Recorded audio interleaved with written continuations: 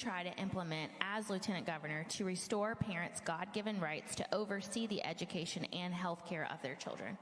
I mean, I kind of answered it on my previous answer when I was talking about school choice. I agree with everything that Seth just said.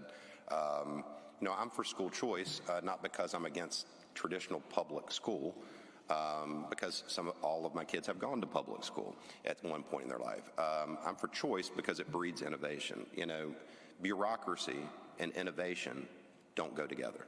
And I want to innovate. I think the world we live in demands innovation. You know, we are literally training kids for jobs that we don't even know they exist, that by the time they graduate, those jobs have already gone away and been replaced with something else. I mean, they have to be able to innovate, and choice does that.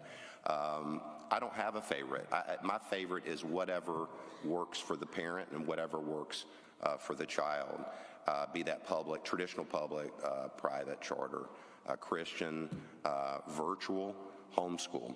I would add to that, I do want to be a fierce advocate for the homeschool community. Like I said, we've homeschooled all of our kids at one time or another. My daughter right now is homeschooled. And so I'm a limited government constitutional conservative. So, you know, I understand there has to be some baseline, which I think North Carolina has done a good job of providing a very bare minimum of regulation for the homeschool community. And I want to keep that. I want to keep it that way. I don't want to expand that in any way to give the government a foothold into that. I am for opportunity scholarships. I think that drives choice. I call that the backpack model. A lot of people do. Stop funding the systems, put the money in the child's backpack and let them walk wherever they want to go. Fully supportive of that. He had something about the medical side of things as well, and I'll just simply say on that, I do think as a voting member of the State Board of Education, any surveying that's being done of our children that's inappropriate, right? I don't think the school system should be surveying my child if they're in a public school system, so I'm going to fight that, if that makes sense.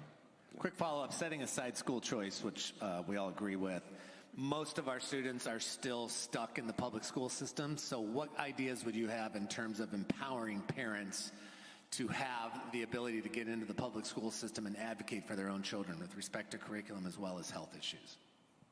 Well, I think the General Assembly did a great job with the Parents' Bill of Rights, which I support, which basically says that a parent has a right to know at any time what's being taught their children, period. They're minors. We have the right to know what you're teaching them. And so continuation of that, again, I'll always be an advocate for transparency in our school system, always. I want the parents to know what's happening. Listen, if there's a reason the teacher doesn't want to tell the parent something, that's inappropriate, right?